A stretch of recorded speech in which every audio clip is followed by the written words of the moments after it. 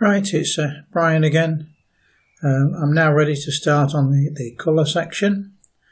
We're starting off with flying, tail between its legs. This image is well captured. The animal is nice and sharp. The placement in the frame is great. The timing is superb because we've got the legs crossed over, which is the characteristic style of the hair running, so that's very good. I do have a couple of concerns with it. One is the fact that the treatment seems to have given a green cast to the image. I think my monitor is set up correctly, so I'm fairly sure it's in the image rather than on my monitor. So it's that effect, it's the treatment, post-processing treatment, that really causes me most concern with this one. I think in a way it's a shame because I think it's made what was a good image not quite as good. The only other thing I would think about with this one is it's just down here we have the two little flowers, the two clovers probably. I think I might have just taken those out as well to stop the eye being pulled down from here to the bright spot just there. But other than that, I think it's very good. But because of this problem with the treatment, I'm going to give it 17. Number 2 is the aerial rock kaleidoscope. I don't know how this has been taken. It doesn't really matter.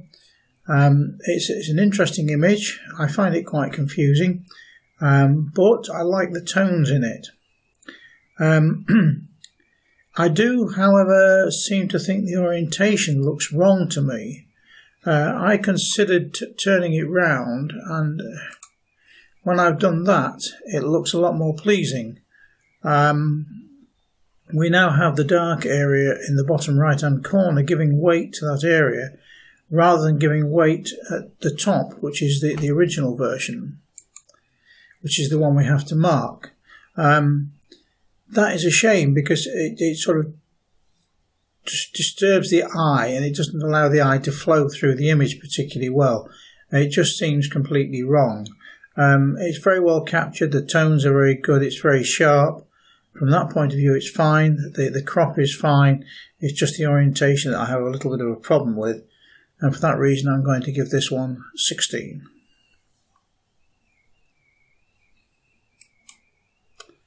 Number 3, the insect hotel. These are great subjects to try and take. One of the first decisions you have to make with this sort of image is what you're going to include and what you're not going to include. And I think you've done quite well with this. You've got something of interest in all 4 corners, and you've got something centrally placed which is of interest as well. So I think you've done a good job with that. You've kept your verticals and horizontals near enough horizontal and near enough vertical, which is good. You have some nice patterns in there and nice textures. The only thing I would say is that you haven't really treated them in a way that they come out nicely when you actually present them. They seem to lack in contrast and probably texture. So there's a couple of controls in Lightroom that would help to improve this. I think post-processing would have made a big difference to this image. As it stands, I will give it 15. High Falls Aysgarth. This is a lovely image. You've got the mud in the water there. You've got the sharp rocks in the foreground. You've got an area here of pushing the eye into the image. You've got an area down here, framing, pushing into the image. You've got this rock here, which is really well placed. You've got some more rocks up here. And then you've got the falls going across that way. They're nice and horizontal all the way through here. And it's sort of got a leading line from here coming up that way to examine the falls. Then more or less sort of zigzag pattern through these falls up to here, which is interesting, which is very good. I think your shutter speed is just about right. You've got the milkiness in the water. It's not too milky. It's working. You've got the sprays here, which are just showing up quite nicely, and here and here. And the water coming over the rocks is forming this nice milky patterns. You've got the brown in there, which is the dirt being washed down. That's good. all the way along here.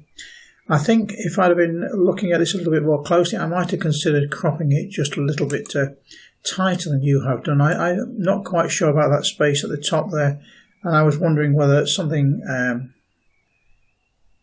more like that might have made an improvement to the image.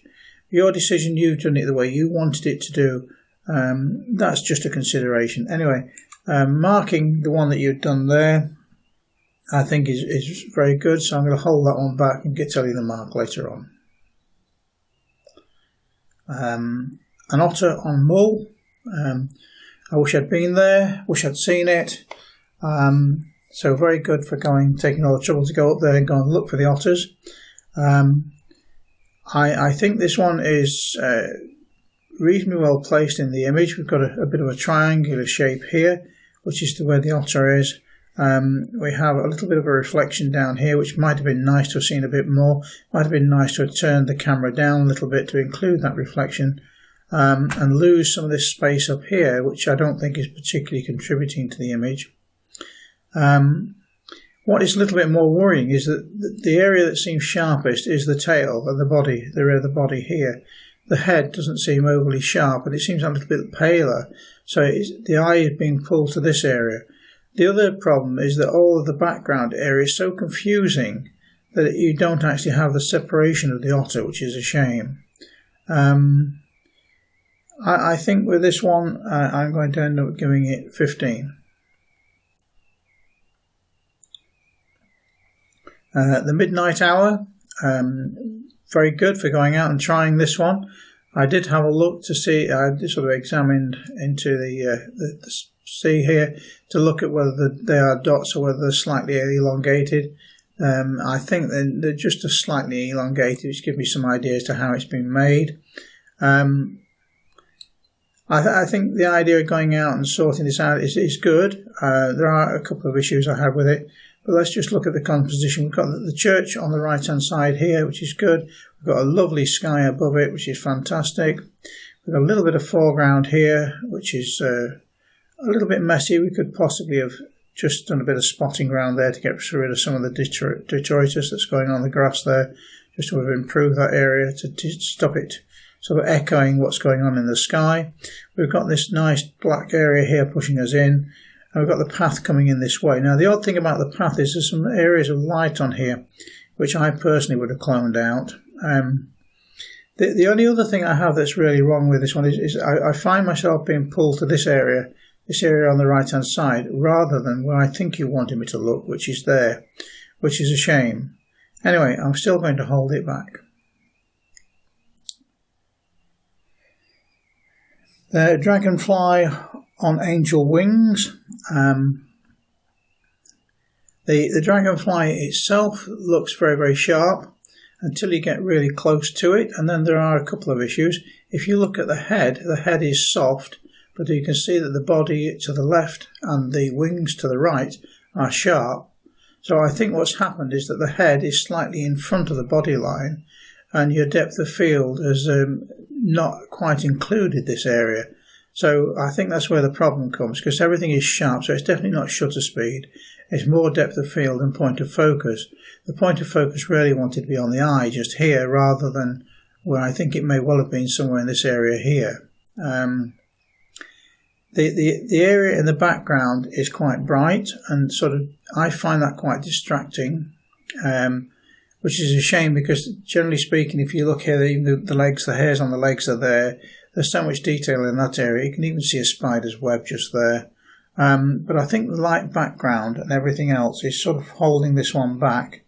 I did consider whether I needed the whole of the image. I thought about cropping it. I mean, I like to think about these sort of things. I'm not saying do it, I'm just saying think about them. And when I'm tending to crop, what I would tend to do is to look at the spaces here, here, and try and make those very similar. And that one very similar to that one, for instance, and sort of similar here and here. So there's 1, 2, 3, 4 spaces that I would be looking at and trying to make those very similar.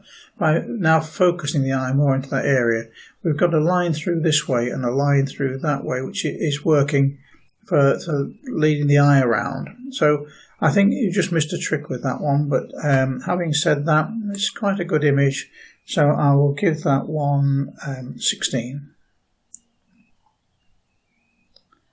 In from the cold. There's such a contrast in this image. We've got the warmth on the skins on the fur of the lionesses, laid in the den, doing what the lionesses do for the most part of the day. And then we've got the contrast of the snow laying across the foreground here. You've kept the snow in the bottom third, which is probably the best place to keep it. And then we've got the three lionesses up here.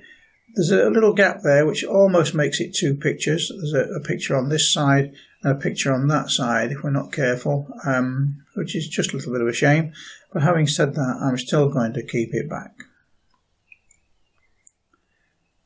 This one is called Up and Over the Hill. I was quite drawn to this image straight away as soon as I looked at it. I like the fact that we have what Michael Freeman would call figures in a landscape. They're not very large, so surprisingly enough, you still see them very early on. So that is what he's talking about. When you see figures in a landscape, it's something to do with visual mass. Bodies and faces and so on pull the eye more than anything else in an image. It's nothing to do necessarily with where they are. It's more to do with what they are. We're trained to pick out people when we scan things. So that's the first thing that I saw in this image, which is nicely centrally placed. Then I started to look around the image and I investigated it. So I've got this nice leading line from this side which takes me up to the people here. And then we go up on this S pattern here, so we've got a nice S shape. The good thing about the S shape is it takes you somewhere, you investigate, you then follow somewhere. And because this goes around a corner, you sort of take it quite slowly and you wonder what's going to be behind there. So there's a bit of a story going on as well. We've got the shape here and the shape there, which is being echoed. That's nice. And we've got some lovely textures in the ground here. The only concern I had is I don't quite know what's going on down this area here. It looks almost as if you've applied some sort of technique to this area, which looks a bit impressionistic. And then it's lost in the rest of the image, so I'm not quite sure why you did that. The other thing is, I'm not so sure about this white border. You've got the yellow border and then you've got the white border. The trouble is using borders significant like that. It tends to pull the eye out of the image, which is a shame. Anyway, we'll still keep that one behind. This one is white-tailed bee on teasel. Sure enough, it's a white-tailed bee. We can see the white tail there, and the detail in the bee is incredible. If you compare this with the dragonfly we saw a few minutes ago, this time we can see from that tip of that antenna right down through here. The legs are hairy. We can see all the hairs. There's just a little bit of fall off on that wing, but that's all. We've got all the hairs up the back there. A little bit of fall off on that leg there. So the depth of field and choice of point of focus on this one has been good. I think you've handled the exposure very well and you've gone in quite close. Whether you could have gone in closer, I'm not sure. Perhaps you couldn't with the camera, but you could have actually taken us in a little bit more like that, possibly putting the bee on the third and making it larger in the frame. That may well have helped. I mean, again, look, this space here, that space there, they're all very similar. It's always worth looking for something like that when you're trying to sort out what bits you want to leave in and what you don't want to. So that's a possibility. Anyway, the image as it stands is very good, and I'm going to hold that one back.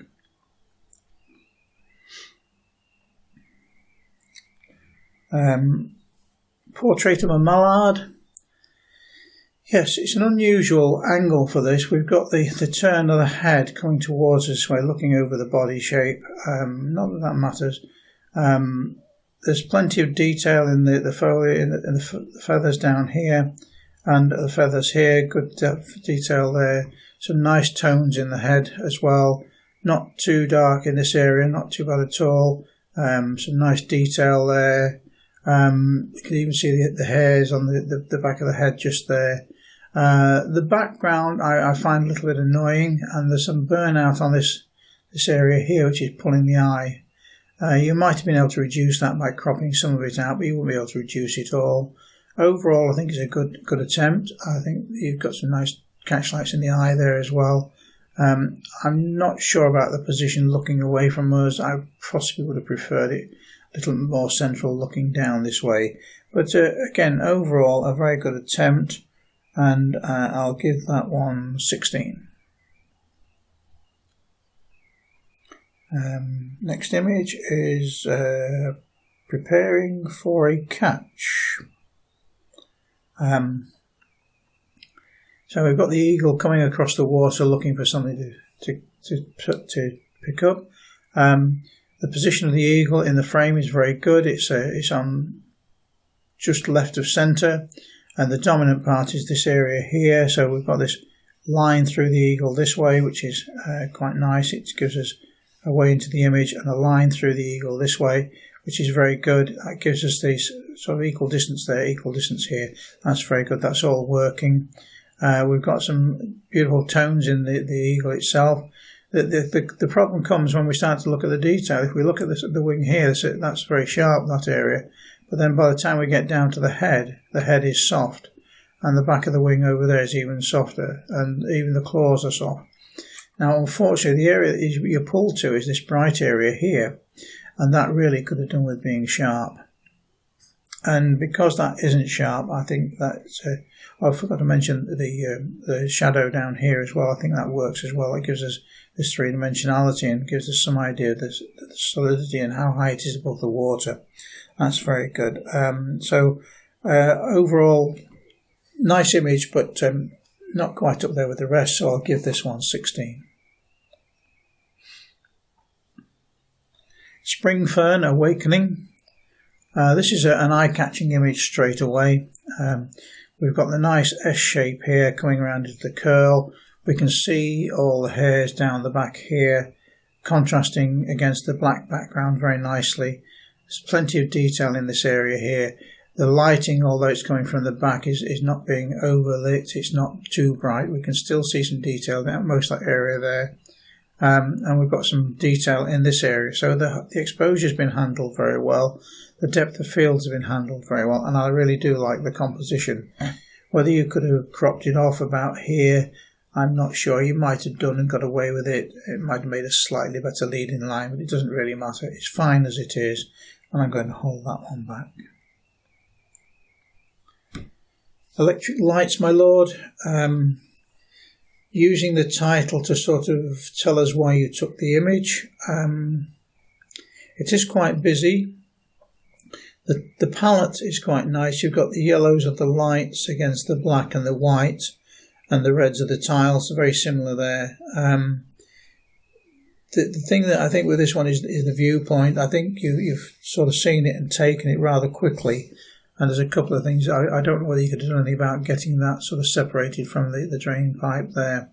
The guttering. Or whether you could have just moved slightly to get a bit of separation there. So, and possibly waited till that was hanging vertical. If it would have been hanging vertical, it might have been wedged in that place. I don't know. Overall, the image is very sharp, so that is good. The depth of field is good. The exposure is good. I just don't think the storyline is working quite as well as you thought it would do. And for that reason, I'm going to give that one 16. One for silly mid-off. Don't know anything about cricket. That doesn't really matter. I don't need to. What I do see in here is the main elements we're going to get, which is somebody to catch the ball, the wicket keeper there ready with his gloves, the ball in front of the wickets, very high in the view there, and the batsman having missed the ball or clipped it, whatever, and the ball coming off this way, either going to him or him, doesn't really matter. Then the only thing I would say, look, there's a bit of space here for him to bat into. Yeah, I would like to see just a little bit more space on this side. And I think it's square enough. The background isn't too confusing. I think that is working quite well. Even the bales, the wicket and the bales are standing out against the foliage at the back here, so that's working. What is just unfortunate, if we actually look around the image again, there is nothing in that image that is really sharp. Now, I can't work out, I mean, perhaps it's shutter speed, whatever, perhaps it's the ball sharp. The ball is probably the sharpest thing in the, perhaps that's because you're moving and following the ball, I don't know. But I would have expected to see the name on the stumps sharp. I would have expected to see some of the detail in the bowler and the batsman sharp, and there isn't anything really sharp. So although I think you've done very well to capture the image, I'm only going to give that one 16. Robin, again, I like the placement of the robin, the size in the frame, that's very good. Catch light in its eye, plenty of detail in the body of the robin. The treatment is interesting. We've got this foliage around here which is slightly brighter than the robin, which is pulling the eye up there. I might have been tempted to darken that down a little bit. But again, what is really worrying me again with this one, it's rather like the hair. There seems to be a green cast to it, and it seems to be sort of spoiling the image. So I think the post-processing somewhere has got something slightly wrong, whether it's the colour balance or whatever, or whether it's a conscious decision to change the colour balance, I don't know. But it's not really working. I mean, it's losing the robin in this one. And I think for that reason, I'm going to give this one 16. Axholme. I was particularly drawn to this one. I thought great composition and so on, and very sharp. I like the attention of the cat. The highlights in the eyes are fine. The details in the whiskers is lovely. Just about caught the ear. I'm not too worried about that side of things. I might like to see a little bit of a little gap just up there, just at that point there. When I looked at it, I thought it was a portrait image, but in fact, if I go into borders and add a frame around it, I can see where the image is now. And I'm afraid when it's taken that way round, I think the central placement doesn't work quite as well. So for me, I would have sort of just wanted him in more of a square format. But anyway, whatever I was saying on that doesn't really matter, because I'm going to hold it back anyway. That'll disappear in a minute, don't worry about it. Okay, next one, which is Hurry Up, I'm Starving. This bit of street art. Well seen. I like the idea of the image. What I begin to wonder about is, I think with this kind of image, you really need to be aiming straight on at it. If you look here, we've got a sloping line going through there, which I would, because it's near the edge of the frame, I would have wanted it to be square to that. And these pillars are not vertical, and that's probably because the camera is pointed down by somebody who's probably quite tall. And it would have been better to shoot this probably from waist height. I think the composition is not quite there because of the use of the table this side and the tables this side. The red and the blue works quite nicely, and the white of the toe is fine. It's just that if you'd move slightly to your right to get square onto it and sort of taken a little bit more attention, I think it might have been made a better image. Again, well done for seeing it and well done for taking it, because technically it's taken nice and sharp. The exposure is good. Despite all the bright highlights and so on, you've done very well with that. So all that side of the thing is working quite well. It's just that I don't think you've taken enough care over making sure what should be vertical is vertical and what is horizontal should be horizontal, which is a shame. And for that reason, I'll give that one 16. This image straight away draws you to the eyes. The visual mass of the eyes is what pulls you in. The face is the next thing, sort of thing. So the eyes are the dominant element in this picture. I think that really works quite nicely. You've got a bit of a leading line from this side into there. You've got the foreground greenery, which doesn't worry me in the least. It just shows that it's hiding, and you've got a lovely area of it sort of coming around over the top there. There's detail in the beak, detail inside the mouth, a little bit darkness down this side. That's giving it nice 3D, so I'm quite happy with that as well. And some light in the eye here, showing possibly even don't know if that's the photographer or not, probably not, doesn't really matter. The beak detail is there, the bridge of the beak is there as well with the nostrils in it, and a nice lot of feathers around the thing there. I'm not quite sure whether you've actually maximised the impact of this. I think there is possibly another possibility of doing it by bringing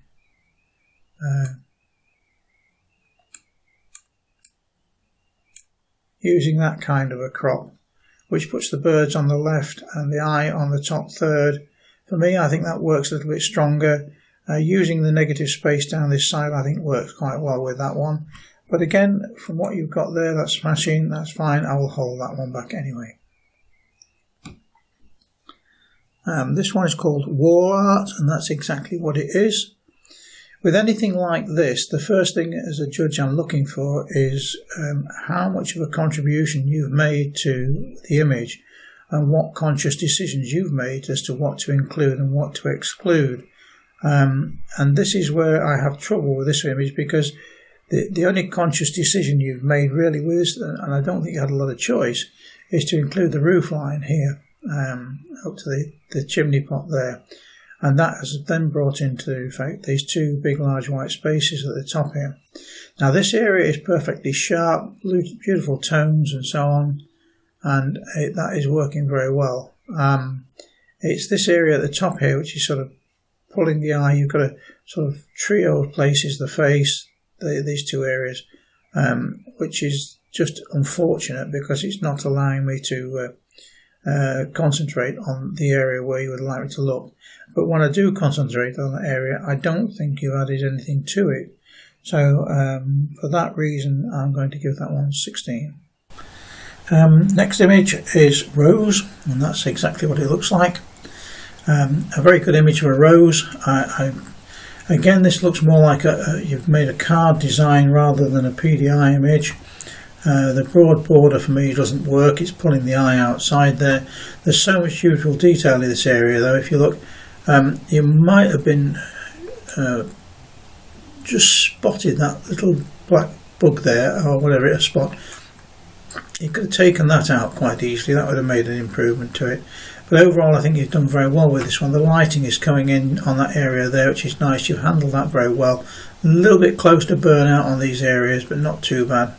The only other thought I would say with this one is this area down here. I would have certainly tried to do something about toning that area down, just to stop the eye being pulled in between the two. Fortunately, this is the area that wins, but then again, that combined with a broad border is not helping.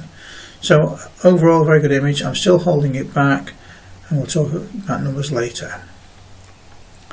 Under the Humber Bridge, this is an image I've taken myself. You've taken it on a sunny day, which is an interesting in itself.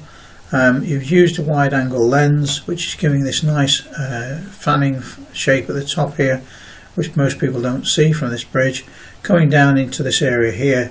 One of the consequences of using the wide angle lens is that it pushes this feature here so far into the distance that it looks relatively insignificant. This is something I've noticed with quite a lot of people using wide angle lenses, that the subject seems to be too far into the image and leaves too much of this space around here, which is not filled with anything particularly interesting. You've kept the horizons straight, you've kept everything else working, you've paid attention to the edges here, they're near enough the same, so you've got the fanning coming in correct, that's nice and central, so you've got the symmetry. You've got the shadow here, which is always a bit of a problem. What do you do with that? You've got this sort of shadow over the grass, so it's a picture in two halves almost. And then you can see the wires on the bridge across there, and there's shadow there. So you've got lots of detail in it. I'm just not convinced about the composition. As I say, I've taken it myself, and must be honest with you, I've never used it for anything other than interesting from my own point of view. For this one, I'm going to give it 15. Taking the nectar, a very good image, this one. If we look at it, there's beautiful detail all the way through, no problems anywhere. A little bit of something going on that wing, but that's nothing to worry about. That's probably just a bit of flicker in the wing. Detail in the flower, the red and the green going well together, the contrasting colours making it work nicely, harmonising. Then the contrast of the actual nectar taker, going completely against everything else, but the green and the brown working, the green and the yellow working, every one of the colours is working very well together. And the creature is so sharp, the insect is so sharp, and the whole of the flower is sharp, so you've done very well with that one. And I think the processing works as well, a little bit of vignetting around the corners, just enough to hold the image in, so I'll hold that one back as well. This one's called Allium Bud, number 1. Very good. I like taking photographs of alliums. It's an interesting situation, and this one, with just having the one bloom coming through, that makes it even particularly more interesting. Now, I like the fact that you used a square crop again at the border. I can live without. I like to know where the edge is, but I don't particularly need that. So this is what you want me to focus on, particularly this area here. And if we look at it, this area is quite sharp. There's a little bit of softness on that petal there, and these around here are quite sharp, and then obviously going off over there, that's not too much of a worry. So we've got a leading line from the bottom here, bringing us into the image, and then up to that point. So we've got this nice sort of triangle detail around here, surrounded by a background which is not intrusive at all, and I think that's working quite well, so I'll hold that one back. Crane fly, yes, a really good macro shot this time. We talked about some of the depth of field on the other one. If you look at this one, these legs here, fine, you know, really sharp here. A little bit of softness on that one because that's getting very close to us. A little bit of softness on that one, which is what you'd expect. The two wings are perfectly sharp. The body of the fly is sharp. The head and the antennae are sharp. And the leg is coming out here, that is sharp. My only slight niggle with this one is that I don't know whether I'm happy about losing both edges of those legs, whether it might have been better to have taken it in portrait, but there's probably reasons why you didn't. So having said that, this is well done, so I'll hold this one back. A single focus camera, I can see what you're talking about there. There's the camera, we've got the car which has got a slight bit of movement in it. Shutter speed might be just a little bit high to get that movement. It would have been nice to have seen that as a blur, taking the shutter speed well down. You've got this context within an urban situation. Separation from the car is not quite what it could have been. That could have been close to this edge, a little bit more separation there, and that blur, that would have made a much better image. I think it's well seen, it's well conceived, and I think the author deserves the credit for having a go at doing it. I'm not quite sure it's working. I mean, the orange really should stand out, so I think something in the post-processing hasn't quite helped that quite so much. So well done again, as I say, for taking that one, but I'm going to give that one 14. The pollinator, okay, so yes, the pollinator is absolutely covered in pollen. So we have a yellow background and yellow central area here, and the pollinator absolutely covered in yellow head to foot all over. Again, well seen and well tried. You've handled the exposure very well. We can see the detail in the veins of the plant here. Beautiful details in there. You can see some details in this area here, that's fine. The area where it's not quite so good is if you look around the antennae there's a bit of a line which is possibly done in camera, I'm not sure. It might be in post-processing. It looks more like in camera, that one.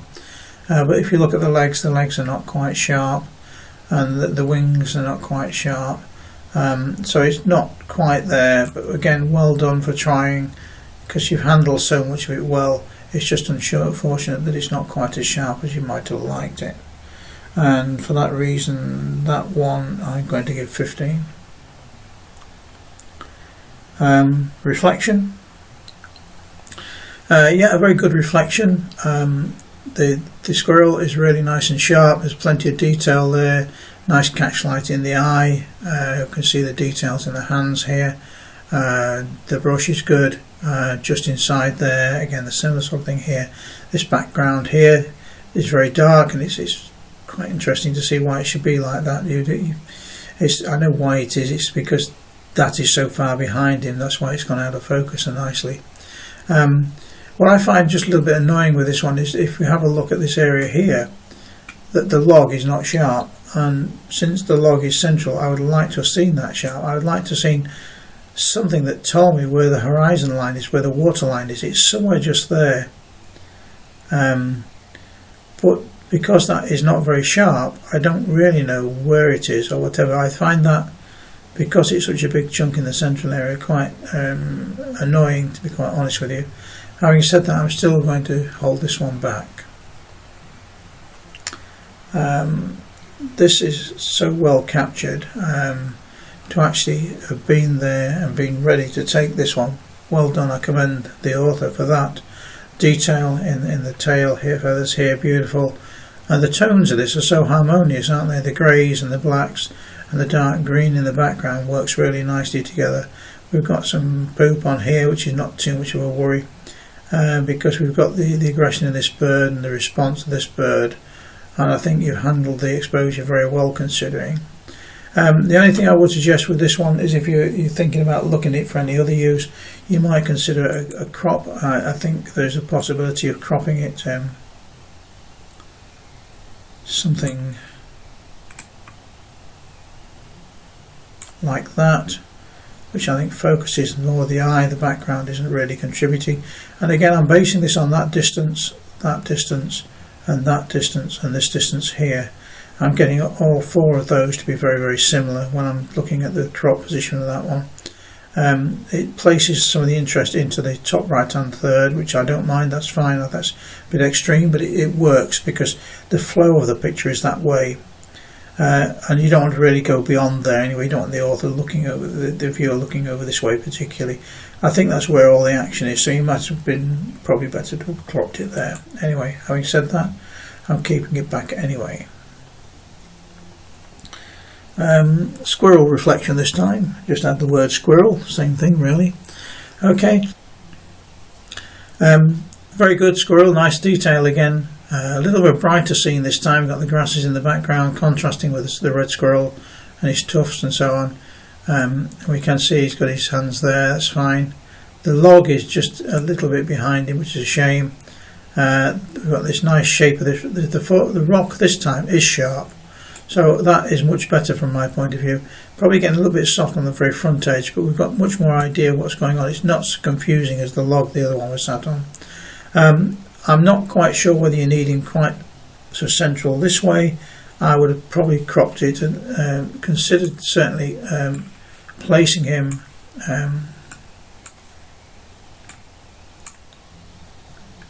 more like that, so that we've only got one side, the space where he needs to look into, as being there. So we've got this, he's looking down, so I'm looking possibly, I might want to pull out that a little bit more.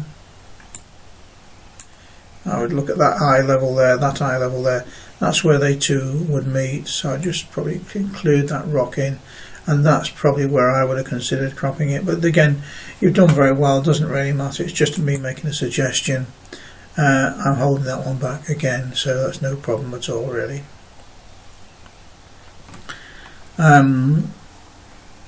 Sheer determination. Now this, I think the title is so good. I love this image. I think the concentration on the young lady's face and the determination of looking about where she's going. She's looking, this is where she wants to be, up that way. She's trying to reach the next lung. They've got the safety harness on, which is good, and she's attached somewhere up here onto this cross wire. And that's the piece there and this piece here. This is the only things I've got annoying me with this one. Again, I would lose these two pieces and possibly that. So again, I would just consider very carefully cropping something like that, because then there is nothing to distract me. It might come in just, and the reason I've done that is if that is there and I follow this rope up, it takes me out of the picture, so I've just brought that in so that that stops me going out that way, and then focuses the intention. And we've got a fairly similar distance on the elbows then, but she does need the space to climb into, so I would have left that in most definitely, but I've got rid of the wire at the top there, just to help concentrate the effort of the viewer. Not that it really needs to be done, but that's good. Okay, but I'll hold that one back again as well. Well done. This one I think is plume moth detail. The browns sort of work. It's almost a monochrome image. It's quite sharp on the legs here, and there's some sort of detail there, but it begins to get very muddy when you look in this area at all. So there's not a lot really working in this area. There's not a lot of shape to it. As a technical exercise, it's worth trying. I think you might have needed to do something like focus stacking to actually achieve that better depth of field. It's the only way you're going to do it, is something like that. I don't know how static the creature was, as to whether you could have applied focus stacking to it or not. I've never managed to do it with live objects. I've always done it with subjects that won't move for me, but it's certainly a technique that could be considered if the device, the moth, is very stable there. Anyway, having said that, I'm only going to give this one 15. Bee at work. Yes, I mean the bee stands out very nicely. You made a conscious decision to include these two buds up here and then the flower with the bee underneath there, and the bee is certainly pulling the eye because it's the brightest area. Again, Visual Mass will say that bright yellow areas will pull the eye. It's fighting a little bit against the red of the fuchsia, but it's fine. It's winning. That's all that really matters. Whether it had been better to have concentrated on that area, I don't really know. As a possibility as such, but I think you've done well to capture it. 'Cause if we look at the bee is quite sharp. That's good. Reds are always a problem. Reds quite often will go into the burnout zone without the exposure being overexposed. Well, if you look at your RGB traces in your exposure frequency diagram, you'll probably find that the reds are right over on the right hand side. In fact, they may be up against the right hand side, so I think we're losing a little bit of detail in there. Anyway, well done for taking the image. It works up to a certain level, and I will give that one 16. Another squirrel. Again, well done for trying this one. The head is sharp, so you've done well to capture that. This is, well, I've seen several of these. I've never honestly seen one that I find works pictorially. I think it's the sort of thing we try to do as photographers just to prove we can do it. But with this particular image, we've got other things that are distracting us. If you look, there's this vertical line of tree or whatever here that's out of focus. That is really disturbing me. There's a bright side down to this on this side of the squirrel as well. And then there's the underside, which is having the screen is reflecting into it, it's taking the colour away from that. Then the big bush of the tail here has gone very bright. There's another bright area down that corner there. So for me, this one is a very good technical exercise, and well done for managing to capture it. But actually as an image, it's not working for me. So I'm going to give that one 15, which only leaves me to look at the ones where we've got the holdbacks. And I'll go through these and give you the scores for these now. So this one, which is the Asgar Falls, I'm going to give that one 18. I think that's a good image. As I said before, I really like that one. So that one's 18. The next one, which is the Midnight Hour, again, mainly because I think the focus is in the wrong place. I hadn't even noticed the clock till just now, and I think that's where the focus should have been. I don't know whether you light painted that area. If you had, perhaps this might have been better. It doesn't really matter. I'm going to give it 17. This is in from the cold. Again, I like the contrast in this one. Just that little gap in the centre there, that's a little bit annoying, but I'll still give this one 19. Up and over the hill, just this area here and the use of this border, which is distracting from this one, I'll give that one 18.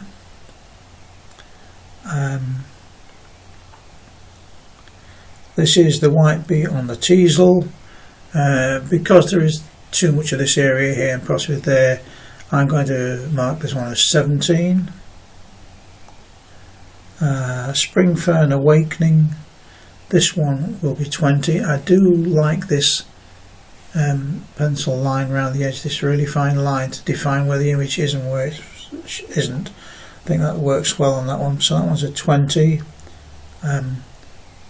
Aslan, because as I say, it's the landscape image rather than a portrait image, has just knocked it down a little bit. I'm going to give that one 18. The Keep Away, I'm going to give that one 19. The rose, the couple of things in that one, like the bright area here and the border again, and just that one speck there, I'll give that one 18. Taking the Nectar, I'm going to give that one a 20. This is the Allium Bud, not as good as some of the others. I'll give that one an 18. The Crane Fly, again, it's a very good attempt, not as pleasing pictorially as some of the others, so I'm going to end up giving that one 17. Squirrel Reflection, mainly because of the lack of focus on the log here, which I'm going to give that one 18. Confrontation, I really love this one image, so I'm going to say 19 for that one. This Squirrel Reflection, again, because I think it's just a little bit too centrally placed, I'll give that one 18. And Determination, that one's going to be 17. So that's marked all of them, and I'll now make a decision about which is the best image, but I'll do that in a minute.